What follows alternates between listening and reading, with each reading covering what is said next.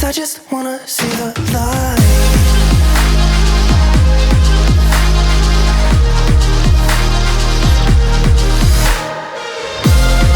Hi everyone, welcome back to my channel. My name is Joy.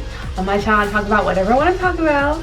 And today, as you can tell by the title, we're going to talk about Bridgerton. Oh yay. First of all, I hope you guys are having an amazing day. It's been a crazy week, you know, online and in the entertainment industry. Kind of ghetto. We're not going to get into that. I had thoughts about getting into that, but I was like, you know what, everything has been said. In fact, way too much has been said, and I don't want to add that noise. So we're going to talk about something silly and meaningless like Bridgerton. So raise your hand if you've seen Bridgerton season 2. It came out last weekend, I think.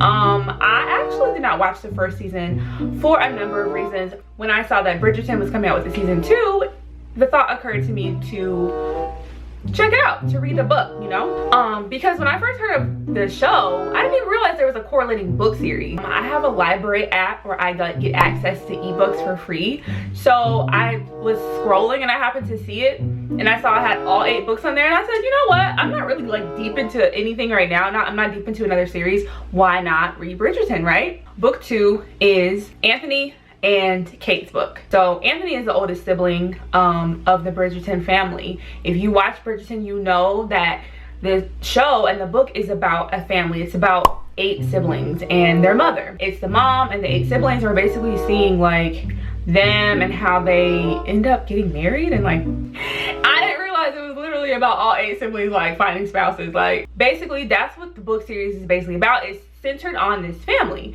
and the family is supposed to be a tight-knit family. We have like the oldest is like 30 and then the youngest is like 5. Like they have like a huge age gap between all of them. They get along and they're like, they have a good social standing in the 1800s London community. So we're seeing how they interact with their community around them and how their community receives them and how they navigate just different, you know, ups and downs. I saw, like I said, that they were coming out with season 2. It was gonna correlate with book 2, so I read book 2, and I went into it with relatively low expectations. I really didn't expect too much. I've learned to do that nowadays, going into romance novels, because most of them suck. Most of them are horrible, okay? But I was blown away by how good book 2 is. Like it was so good. It was, what was the best part for me, it's interesting how the author weaved their low points, so to speak, like their weaknesses. She used their weaknesses to draw them together, and I don't think I've seen that done in such a like seamless way. The themes they explored, like having PTSD, having anxiety, dealing with loneliness, and dealing with, like, they were both older siblings. Like you don't, like, that was interesting to me to see them both deal with their responsibilities as older siblings. It's really hard to find a good book that has a good balanced plot, but then also like romance too, because we know we're going into, we know they're gonna get together in the end, so we know that. The question is how, and is it going to be believable, and is it going to be annoying, or is it going to be forced? So I was really excited to watch the show when it came out. Okay, I don't have Netflix. Me and Netflix don't get along. We ain't never got along. Okay? Like their shows just never appealed to me. I know Orange Is the New Black blew up, but that ain't never really like hit for me. I don't really like kind of like gritty type of shows like that. That's not really my thing. I don't have Netflix. Everything that people love about Netflix, Squid Games, that doesn't appeal to me.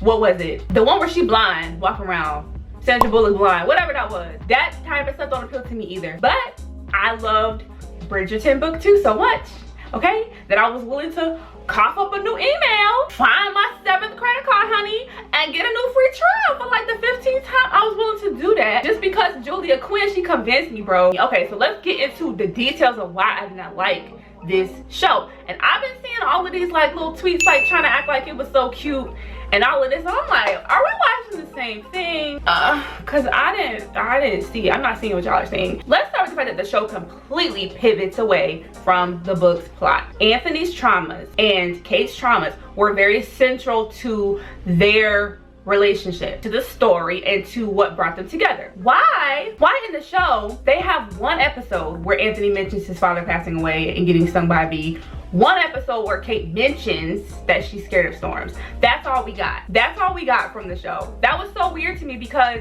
I felt like that was such good TV. It was a missed opportunity to really show that on film. Like, hello, if you read the book and you see like what happened with Kate's mom, hello, Anthony's father, first of all, he didn't witness the bee sting. He came home and the bee sting already happened. So I was kind of confused why they made it seem like he wasn't even there in the book. He was not present when his father got stung by a bee. So that was kind of confusing for me. Like, what did y'all gain by having him be personally traumatized one-on-one? Because he was already traumatized enough in the book by just the knowledge that it happened and just the experience of being thrust into his father's position as far as like taking care of the household. That was already traumatizing enough. I didn't think that we had to add trauma, but Netflix is messy, so not surprising. So I didn't like that. I didn't like how much they pivoted away from the story because I felt like there were some really good parts of the story that would have been nice to see like on screen. Okay, so then other thing, Edwina.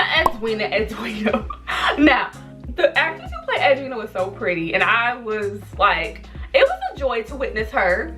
But in the book, Edwina played a really small role. But in the show, I seen Edwina more than I seen Kate. I was getting confused. I'm like, wait, hold up, whose show is this? Whose love story is this? I felt like they put Edwina in a central role because you know why? They wanted it to be a true love triangle. They wanted a true messy behind love triangle. I'm like, Netflix, ew, go sit down. That was unnecessary. It just made more conflict between Edwina and her sister, and I didn't really know like what was gained from that. We have to talk about the side plots.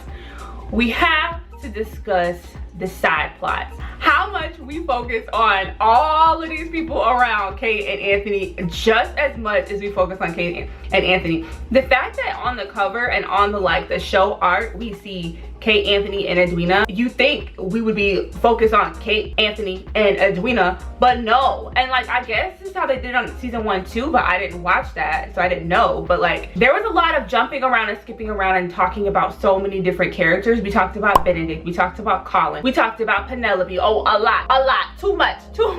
We talked about Eloise, Lord, too much. We talked about the Featheringtons. Now, Penelope's mom is a baddie, okay? She's pretty, she's cool, like she's mean a little bit, but she's pretty and she's interesting. But I felt like we spent way too much time at the Featheringtons broke house, like, honey, please. Okay, so then that made the show feel like a soap opera to me, and that's when it started losing points for me, because soap operas we left them in 2012 for a reason, okay? Every scene was so dramatic and like everyone was going through so much at the same time. I was supposed to find a way to care about everybody. I'm like, literally, I brought my emotions and my empathy for 2, maybe 3 characters at the most.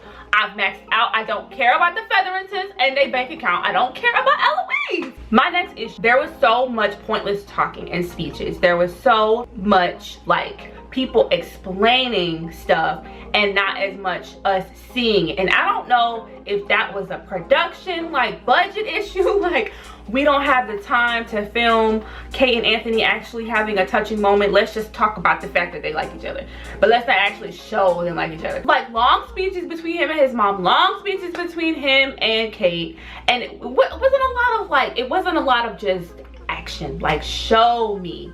It was too much chit chat. It felt cheap and it felt lazy. Okay, now I already talked about Penelope. We're gonna circle the block again on Penelope because Penelope was too focused on this show. She was barely mentioned in book 2, okay? She has her own book actually. I think it's like book 4, and it's good. But now don't get me wrong, now Penelope 8. But on the show, Penelope's energy is very different from from the picture I got from her. In the show, it's just kind of weird. She's not quiet or shy. She's just weird. Like, she always has like a worried look in her eyes. Like, and they're trying to say it's because she's a secret author of Whistledown or whatever. She's secretly Whistledown. Like, I get it. First of all, in book 2, they didn't even reveal that yet, so I don't even know why they went ahead and did that in this one. Penelope is more of an outsider and a wallflower. I didn't get outsider wallflower energy from her. I just got like, Penelope's weird. Not weird because she can't get a man. The book made to where she was like weird because she can't get a man. Like, people thought she was weird because she was alone. No. In the show, she's just weird. She's just giving like creepy, I don't know. I wasn't feeling it. There were too many scenes with Penelope and way too many scenes with her and Colin. Like, honey, please. I don't like the way he talks about Penelope, and I don't like the way she like adoringly stares up at him. He looked down on her and he was condescending when he spoke to her. I didn't like that. And he's not cute to me. So anyways, we have to let the cat out of the bag. We have to address the elephant in the room. Anthony and Kate's chemistry. Anthony Anthony and Kate had the chemistry of classmates. I was not getting steamy, hot. I was not getting that. I was not getting like lifelong love match. I was not getting like love of my life. I was not getting can't live without you energy when they were together. I'm sorry. I grew up on Pride and Prejudice, okay? Pride and Prejudice schooled me and raised me. They fell in love by just looking and longing glances, and they had the heat was there. That's what I wanted to see in Bridgerton. That's what I expected to see in Bridgerton. That's what was in the book, but that is not what I got. I did not see heat between Kate and Anthony. It was something about these actors that they chose. Anthony is fine, I guess, but Anthony was giving off energy of like very like frenetic, kind of a little bit chaotic energy, very robotic and very like detached. And Kate was too similar to him. They're like both so similar. We cannot have two characters that are both robotic and detached. And if we do, you're going to have to make sure you spend time alone with the characters. Like make sure you get time alone with them to have a scene where we see another side of them. Like they're either writing in a journal, maybe they're talking to themselves, maybe they're doing a soliloquy and just expressing their thoughts. Like we need to see a softer and a warmer and a more like side we can connect with, because they were not doing that for Kate or Anthony. And I feel like I wasn't connecting with either characters, and I feel like there was no chemistry between them. They were not connecting with each other. We have lost the art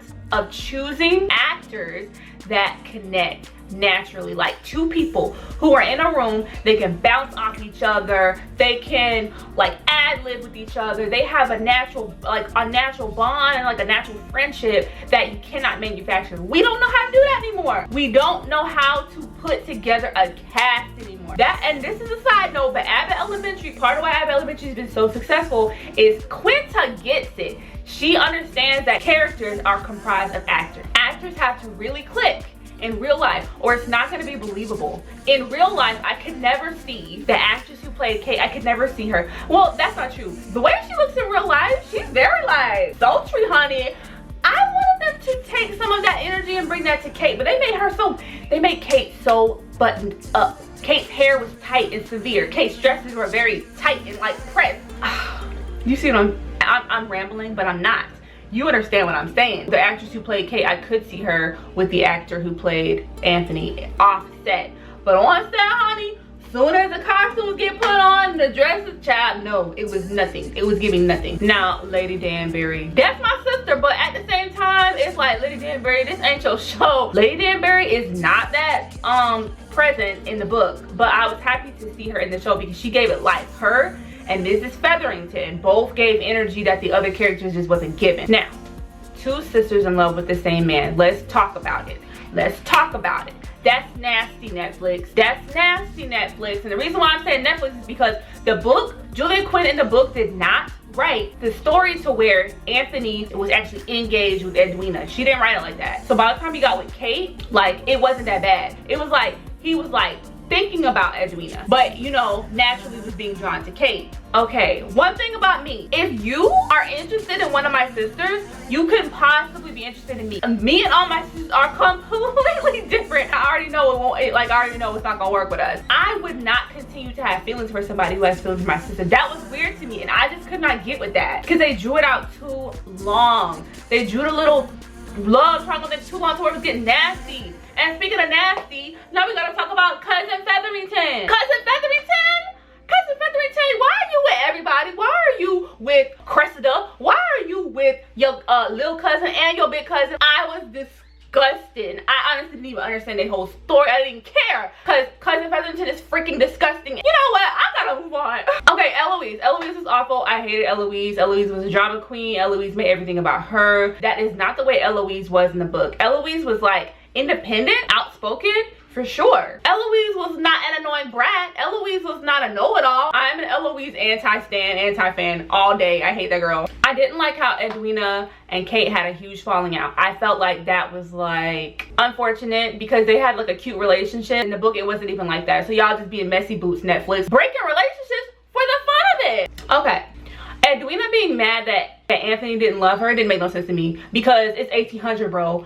It's 1800, sis. you just trying to get a roof over your head and some pennies in your bank account. Like, are we being serious right now? Like, wake up, sis. The Bridgerton siblings don't feel like siblings. They don't. The Bridgerton siblings feel like 10 actors being set in a room and told to act. They must have not hung out at all. They must have not even got pizza or nothing. I was not getting the vibes that they even hardly knew each other. Like, and they're supposed to be a tight-knit family, and I didn't feel that warmth and that tight-knit between us. So fail. My next issue, I have so many issues.